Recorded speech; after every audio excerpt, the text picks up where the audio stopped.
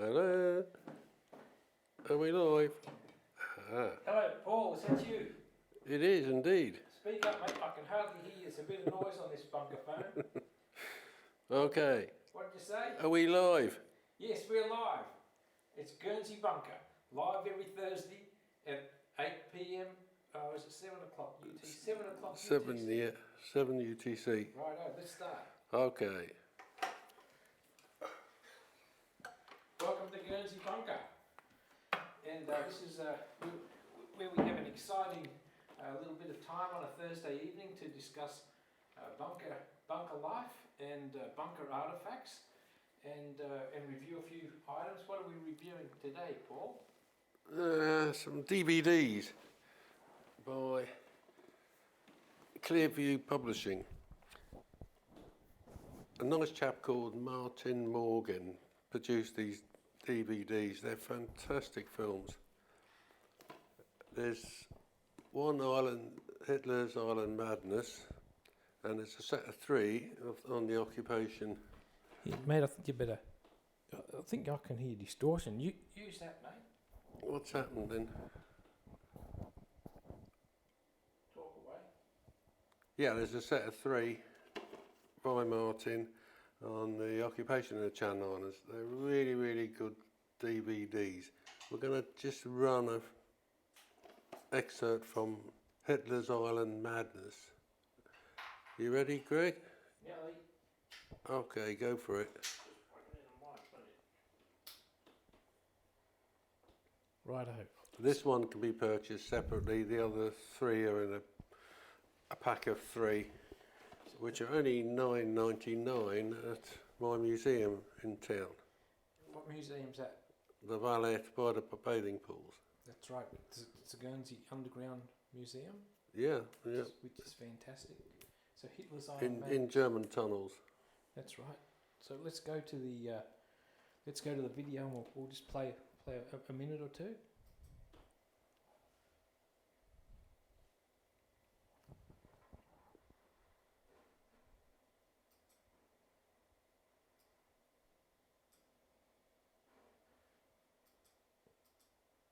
What year was this produced, Paul? Some years ago, 2012, I think.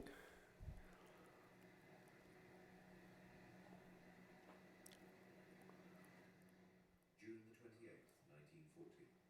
German aircraft screamed down on the harbour of St. Peter Paul's in the Channel Islands. Strafing the dockside, they killed 33 civilians. Chillingly, they then fire upon an ambulance racing to help the wounded before turning out to sea and attacking the local lifeboat. This was the Nazi version of shock and awe.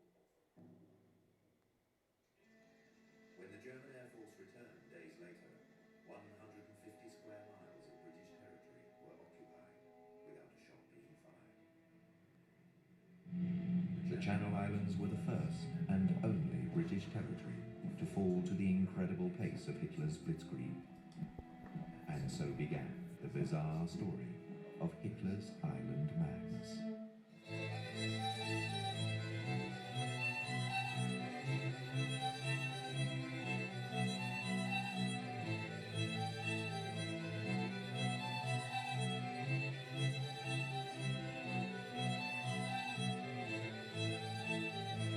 Hitler's extraordinary obsession with the only British territory he captured was to turn the Channel Islands into the most fortified place on Earth.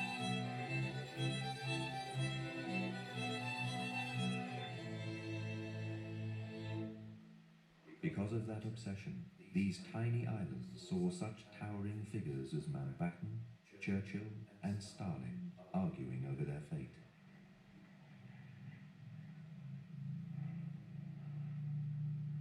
But as the Battle of Britain raged in the skies over England, it became apparent to even the most fanatical Nazi that the blitzkrieg had been stopped.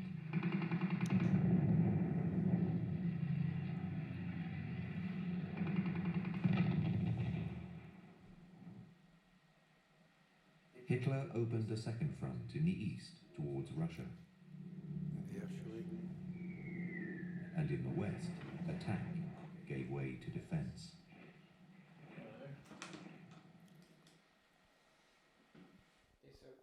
pretty, well put together DVD. There's some great photographic, very rare photographic material contained in that. What was some that you were talking about this morning or this evening before we started? Who was the gentleman that risked taking photographs from his home? Oh yeah, that was Frank LePage. You know, the famous photographs of the big Mirus guns being taken. Can you find it? That's it. Back a bit. On a ship called Anita, and they were destined to be installed on the Atlantic Wall.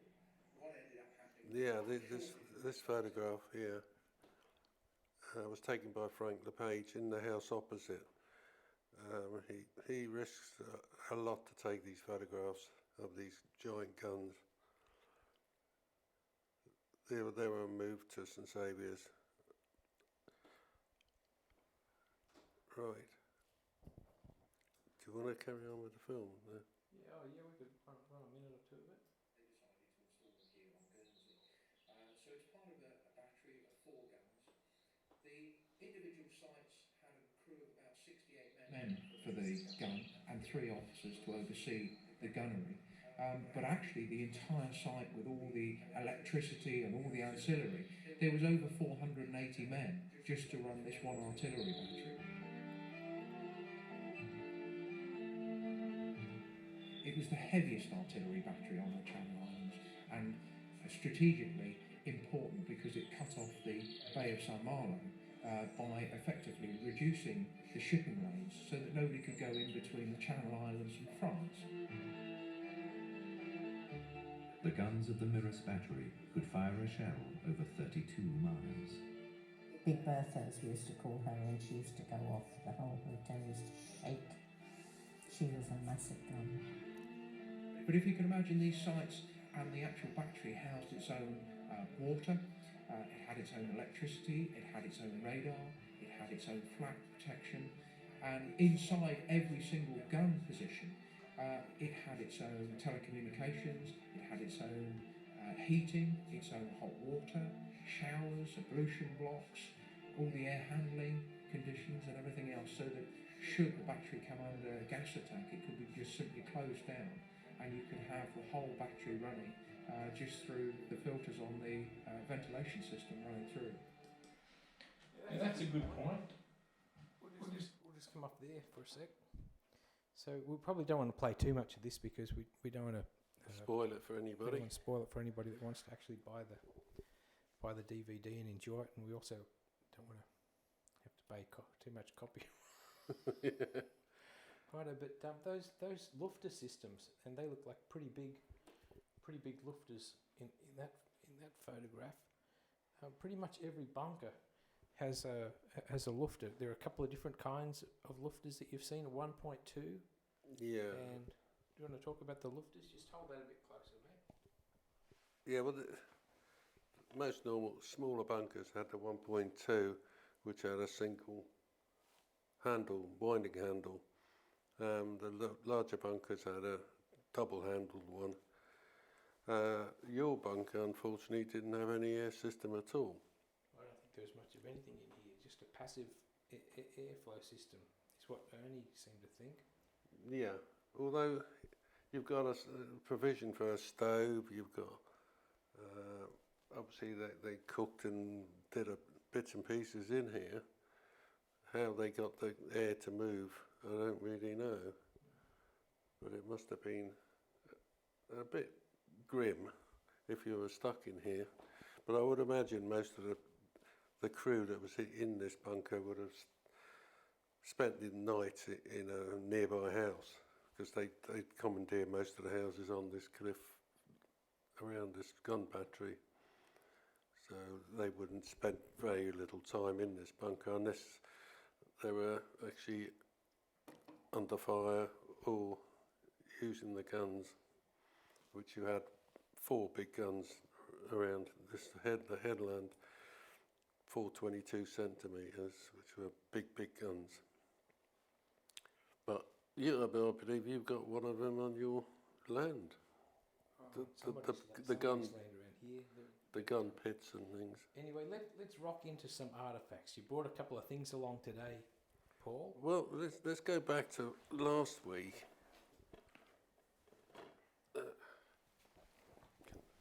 Take this with me. Yeah, actually, we might not need it, mate. I'll take that and I'll just see if the other ones work.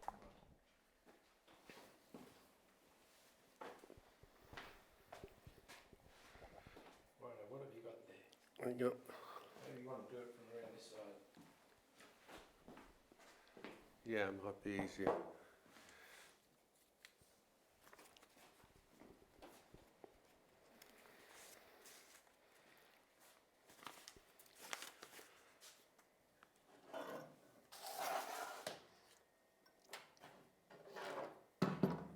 Is that okay? Yeah, that's not bad. Maybe just move it in a bit closer to the camera. A bit closer. Great beauty. Yeah, this little Johnny that we had showed last week, we didn't really understand what it's for. But one of the viewers of the show last week, a chap called Michael from the Netherlands, has informed me what exactly you do with it. It goes into a field telephone, such as this. Can the camera see this now? Yeah, I'll just move this up so we can capture the field telephone too. Yeah, I think we can see that. So basically, this services the field telephone. By itself, it's really not a lot of use. But if you imagine putting 2, 3, 4, 5, up to 10 of these in parallel, they would operate as a 10 line, up to a 10 line flexible switchboard, which is totally brilliant. So we know now what that's all about. What's that little window at the top there? It's just, it indicates when it's working and not working. Do you want to crack open that field telephone? Right, this is the basic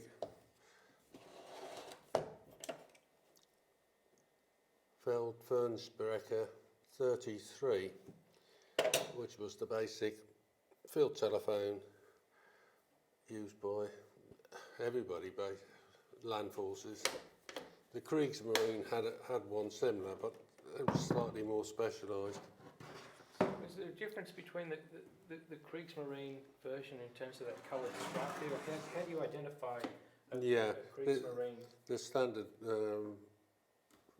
FF33 had a green strip here, but on the Kriegsmarine one, it's yellow. Any internal differences between? It's a bit more sophisticated. Technically, I don't know, to be honest. Maybe if somebody's out there, or Charlie, Bunker Guru from France, maybe you could tell us. Again, we asked what this was about, and a chap called Jean-Pierre from France contacted us and explained it's a Übertrager, which is again, it's to do with a field telephone, and it's a transformer. So basically, if a 2-line cable came in, it could break it down to a single line, and vice versa. Other than that, it doesn't do a lot more. It's quite interesting to find it with its pouch, which was carried on the belt. So we were quite pleased with that. At least we have people watching from around the world, which is quite nice. There's a wiring diagram on the side of that. I wonder if that is if that's of any. Maybe we hold that right up. It's far too technical for me.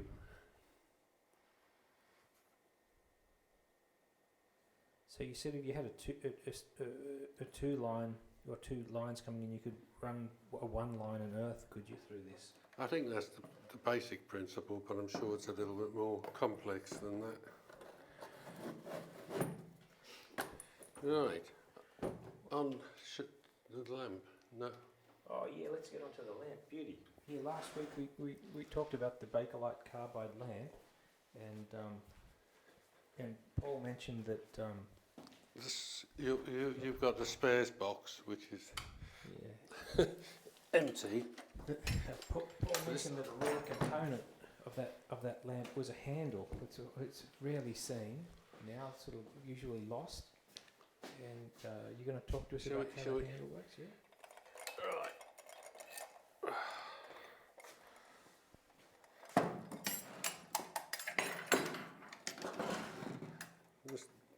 That's good. This is the basic bunker lamp made of Bakelite. Hundreds of thousands were produced and used over here. You can, this one doesn't work. You can take the front off.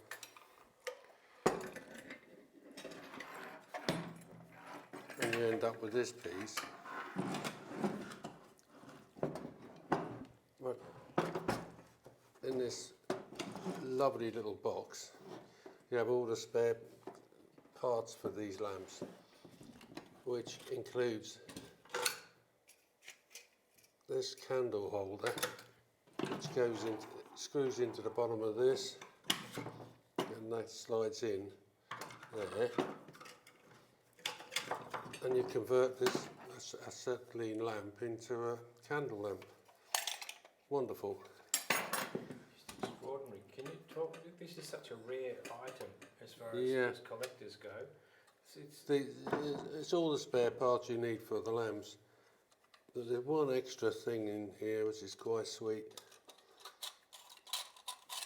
Coloured filters.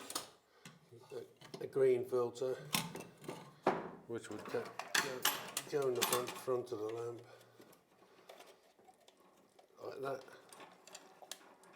sort of, and a red filter, which makes a nice little collection. These cases are very difficult to find. Very difficult to find with the components still intact. That was beautiful. Thanks for bringing that. Right. Let's take that. So if you'd like to see a complete unit like that, I might just actually, do you want to just open that up and I'll just whack it back on the camera because it's quite impressive to see it in its complete form. And let's put him back together. Now these are just the spare glasses, the front glass, side panel glasses, everything you really need to maintain your bunker lamp. But obviously these units didn't survive. I mean, they're totally useless to the normal person. Right.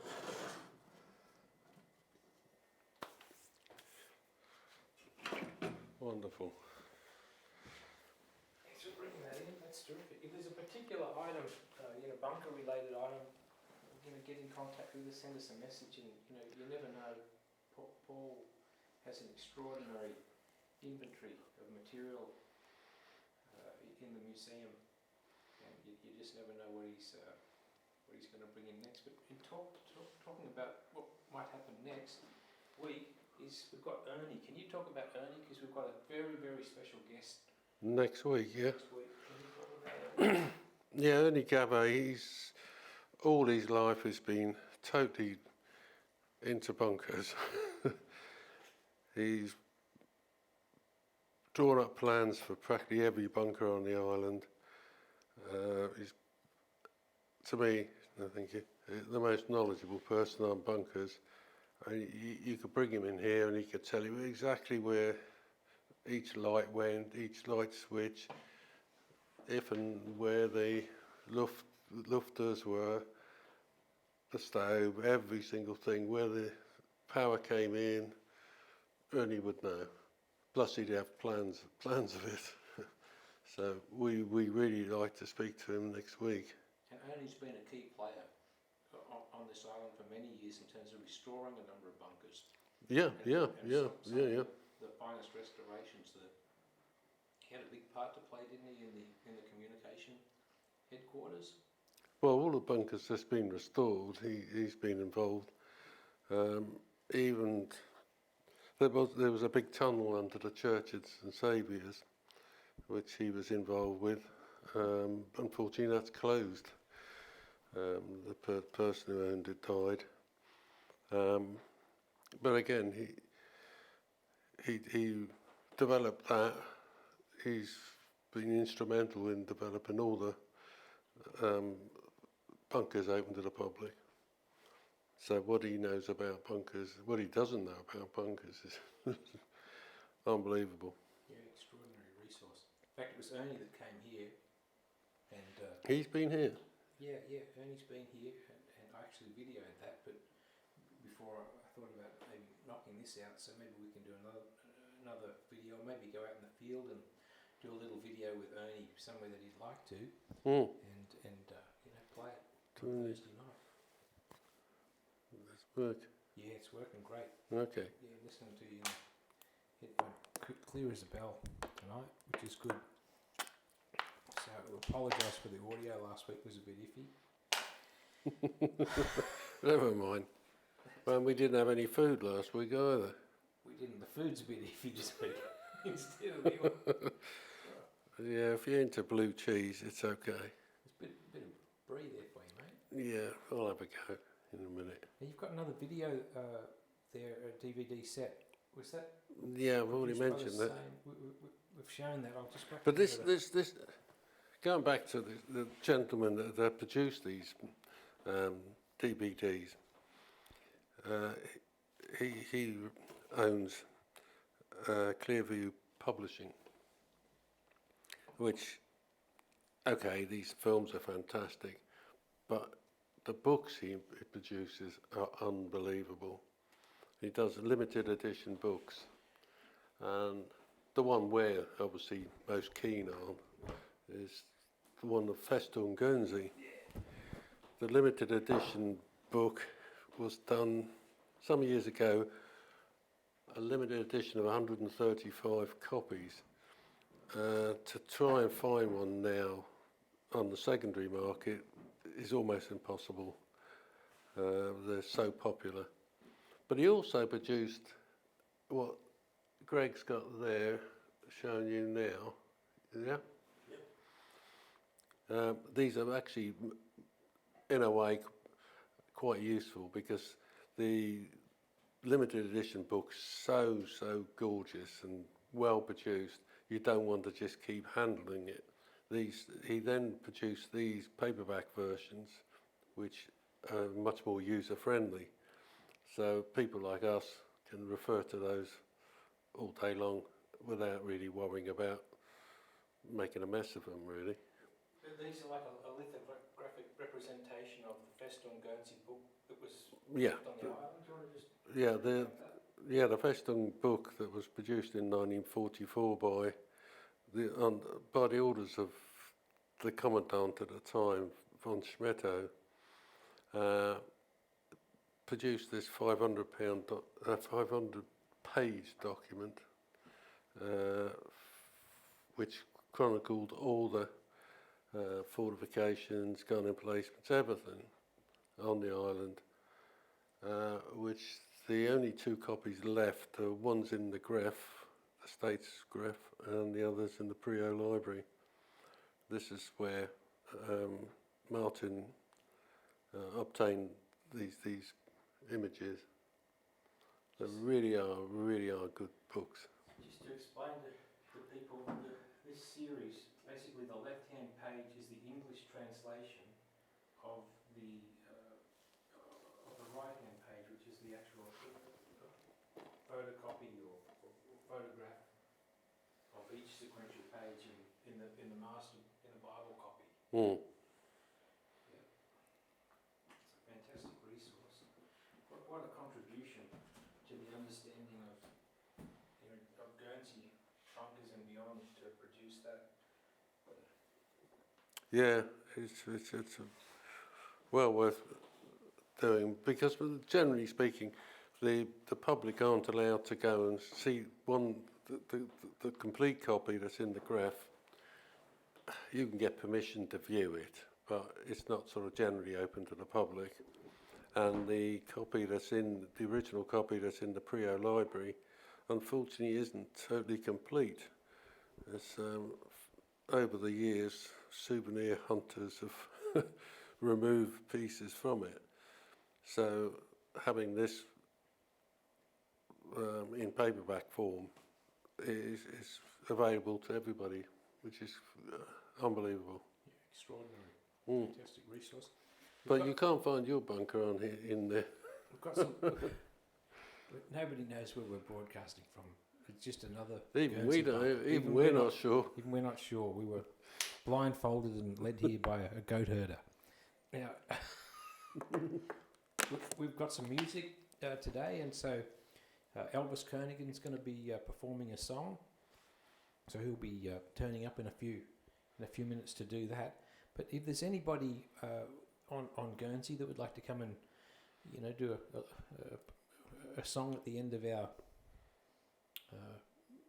episode each week, that's perhaps eclectic, well, get in contact with Paul or myself, and it'd be great to bring you down here. So Well, every week we intend to sign off with a musical interlude, as it were. that's right. So anybody's welcome. Also, anybody that's interested in bunkers and have collections that'd like to share their knowledge and whatever. If anybody could, sing a song about a bunker, it'd be great. That's asking too much, I think. Righto. I tell you what, I'd love to do in one episode is get something like a torn EB, a complete torn EB, bring it down here, get somebody that perhaps owns one, run an antenna out, fire it up, get it crackling, see what we can tune in would be terrific. Yeah. Well, for anybody who don't know what you're talking about, a torn EB is a small portable transmitter, German transmitter. In fact, can we see it now? Yeah, probably. I don't think we need that door handle. Yeah, there you go. Yeah, that's this here. Yep. It's a very nice example of a Tawny Bee. They carried them everywhere. They weren't normally installations like this, but you could have that in your truck and run around with it. Of course, you'd need to earth everything if you're going to operate anything from here, and use an antenna outside, which I can probably source one for you. Yeah, that'd be super. We might have to do a visit to your museum too, and maybe play a little bit of video one Thursday of some of the great exhibits you've got happening in there. Maybe a run around Guernsey with Ernie. But next week's going to be a cracker. Yeah, Cracker with Ernie. I think we're going to learn a lot. I hope so. Terrific. Well, it sounds like our musician may have turned up. So in which case, Have you paid him? yeah, we know. You'll have to talk to Paul about that. So we might just go cut to a little bit of video of the. While we're doing a quick setup, we might just cut to a little bit more video from that terrific DVD, and. And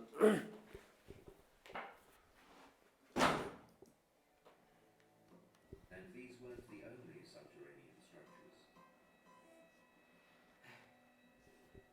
The German Underground Hospital in Guernsey is the largest tunnel complex in the island. Oh man, I'm still sick. My voice is gone. Sorry, I just feel like I'm dogging you. 1.75 miles of tunnel covering 75,000 square feet. Where do you want me? Just get. Wait, let me just share something.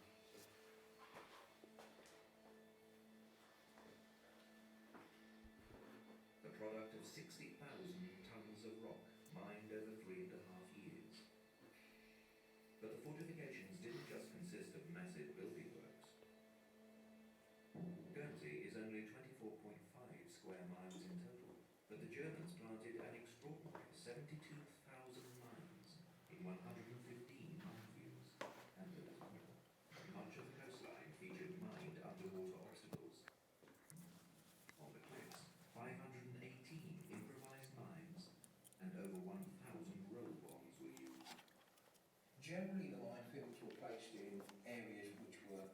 spots which couldn't be effectively covered by artillery fire, and also internally large open areas. Crestcamp was an example of an area which was laid with lots of anti-personnel on what are called Rommel's fingers, which effectively are large holes in the ground. They have a charge actually up a pole which are connected by wires, so should airborne troops land, they would land on the wires, detonate the wires, and We can't hear what you're saying. Until the last bit there, we the can hear a bit, landing but arm. like, I keep couldn't hear what you were saying. And obviously the cliffs on the south coast, as they know, called the commander raids, could easily be climbed and assaulted by normal troops. So of course there were lots of anti-personnel mines there. In total there was nearly 70,000 mines laid. The minefields were very well laid out, so that the journey. Righto, we're back. Get ready for a bit of music. So it's a privilege to have Elvis Flanagan here today. So grab a seat there, mate. I'll just make sure. Give that a strum.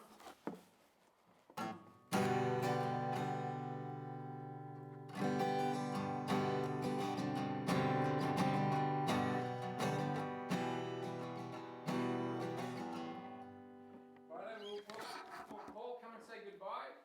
It's goodbye from me. Goodbye from. Good night. Good night. Good night from See ya. Paul. Good See you night later. from Greg. And good on you, Elvis. Oh yeah. Paulie, I'll shake it. Yeah. On ya. And thanks for tuning in to Guernsey Bunker. And as you can tell from last week's episode, we just get better and better every week. That's it. Okay, mate. Let her in. Well done, Elvis. Right, now? Yeah. Okay.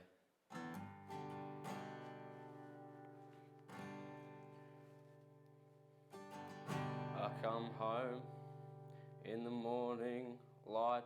My mother says, when you gonna live my life, your life right. Oh mother dear, we're not the foot fire ones. And girls, they wanna have fun. Oh, girls, they just wanna have fun.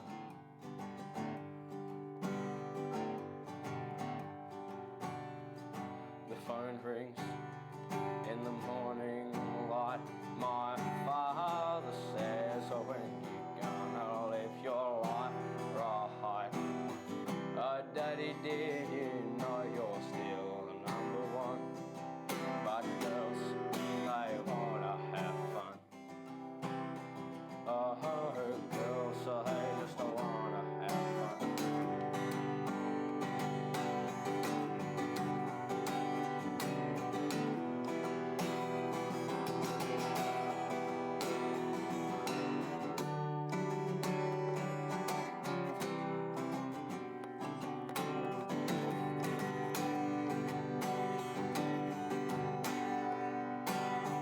Some boys take a beautiful girl and hide her away from the rest of their world. I wanna be the one to walk in the sun, and girls, they wanna have fun. Oh, girls, they just don't wanna have.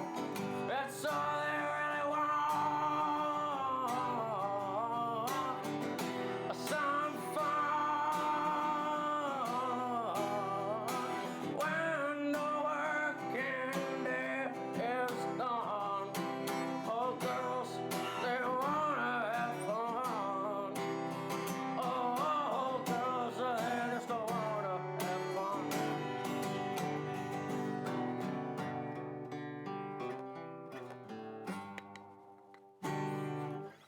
Oh, far out. Sorry about that. Thank Welcome you. to the bunker. It was great, mate. Oh, thank you. Well done. Thank you. Cheers. Thanks. See ya. Oh, do you want this back, brother?